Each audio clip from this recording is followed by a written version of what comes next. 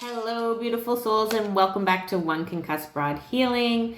If you're new here, I am Pamela. I'm a social worker who's also in 4 years of her recovery after having 2 back-to-back concussions. And here we talk about all things recovery related and how to build up your life after your injury.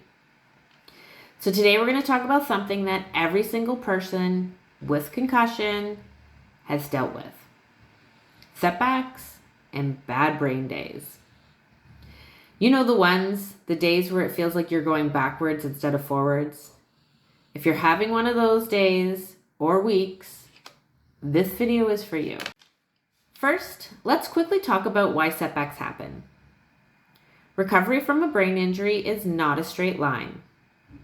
It's a messy, up and down process.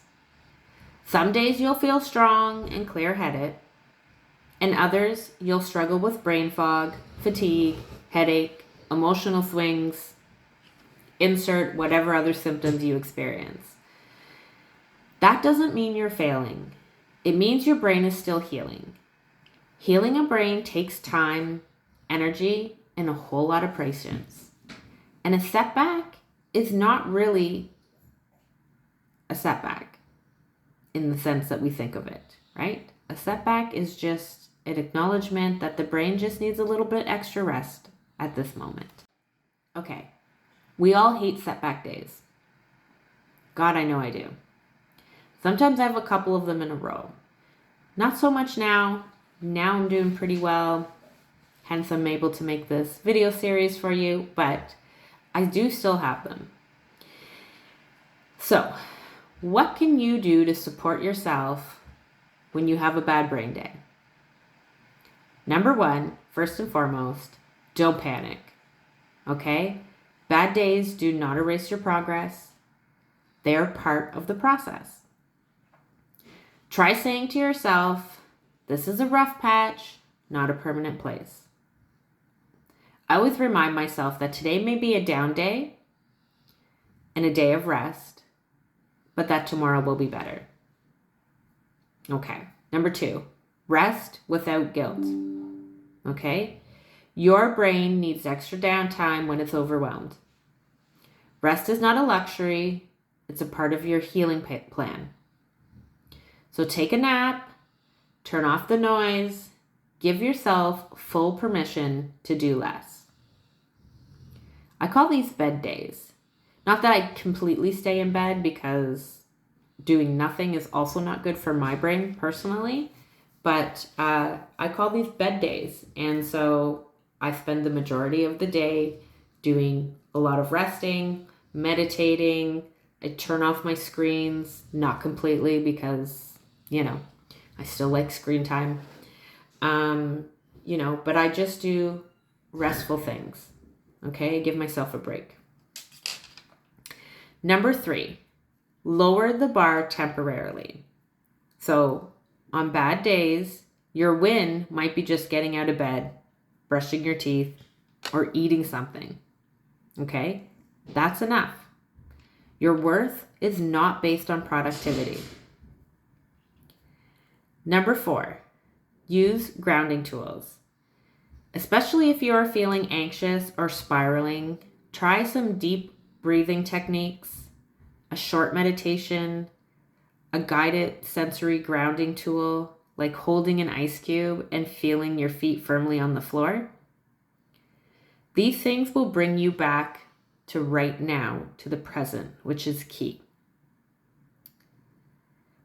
YouTube has a ton of really good breathing exercises, short meditations, grounding exercises, and suggestions on things like, holding an ice cube, right? And just being focused on how that feels in your hand and the temperature and how it feels as it's melting, right? It's just about taking as many opportunities as you can to bring yourself into the present moment, which gives your brain a rest. Number 5, ask for support if you need it. So if you have a trusted person in your life, let them know you're having a tough day. Sometimes just saying it out loud helps to release the pressure. So I'm really fortunate. My husband is amazing. And he's learned a lot during my recovery journey as well. He just knows when it's a bad day for me. He just knows. And I don't have to ask him anymore. But in the beginning, I had to say things like, or if it happens throughout the day and he's at work, I do. I'll have to text him sometimes and I'll be like, listen, you guys are on your own for dinner tonight because I just can't. So reaching out and asking for support and telling somebody what you need is so important, right? Because I could push through and make dinner, but it may put me in bed for the next day. Whereas opposed to if I could just shut down for a couple hours and release that one responsibility I have, I may wake up tomorrow feeling perfectly normal again, right? But if I push through, the odds are that tomorrow I'm going to be in worse shape. Okay? So learn to ask for support when you need it. Okay, and finally, number 6, remind yourself how far you've come.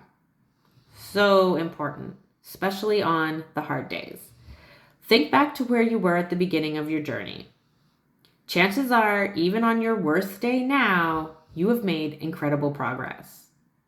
So for me, my go-to when I am struggling and having a bad day and I start doing that spiral of, oh my God, I'm never going to get better, da-da-da-da-da, I try to stop and I remember that at the beginning of my journey, my husband literally had to help me shower because I could not support myself in the shower on my own. Okay? Don't have days like that anymore, thank God. But I have to bring myself back to that place to remind myself, to pull myself out of that loop of this is my new life forever, blah, blah, blah, blah, blah, right? So always be looking to remind yourself how far you've come, especially on the hard days. I want you to remember that setbacks aren't failure. They're information, and they're your brain's way of saying, I need a little support, more support right now. Healing is about the long game, not a perfect day-to-day streak. Trust your body, trust the process, and I promise you, you are doing better than you think. If you needed this reminder today, let me know by hitting that like button. Subscribe if you want more real conversations about recovery, healing, and don't forget to turn on that notification bell. I'd love to hear in the comments how you take care of yourself on bad brain days. Let's swap ideas and support each other because we're not alone here. I thank you for being here, and I thank you for fighting for your own healing and showing up today to get some advice. I wish you the very best, and I will see you next time.